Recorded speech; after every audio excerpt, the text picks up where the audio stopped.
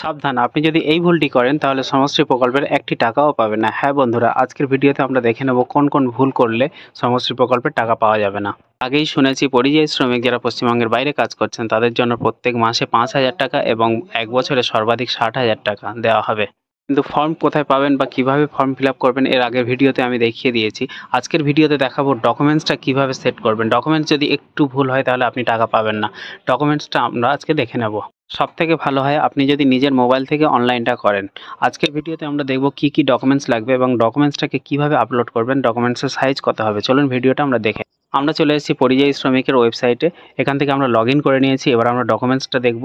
Documents হিসাবে লাগছে 1 copy photo, ওর সাথে আধার কার্ড, ব্যাংকের বই এবং ভোটার কার্ড। আর যদি আপনার পাসপোর্ট থাকে আপনি অবশ্যই পাসপোর্টটা দেবেন।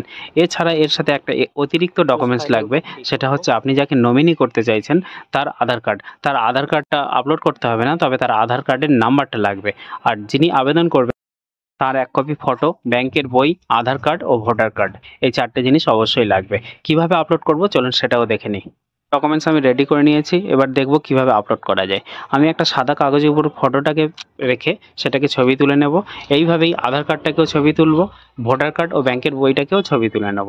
এবার সুন্দরভাবে মাপটা কেটে নেব। এটাকে আপলোড করার জন্য চুজ ফাইলের উপর ক্লিক করব।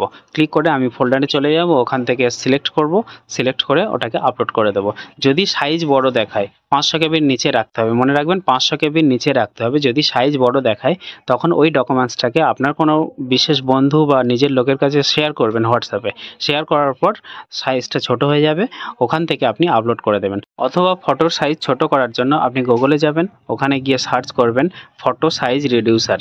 ওখান থেকে আপনি আপনার আপলোড করে দেবেন। ভিডিওটা ভালো লাগলে অবশ্যই লাইক করবেন আর বন্ধুদেরকে শেয়ার করবেন।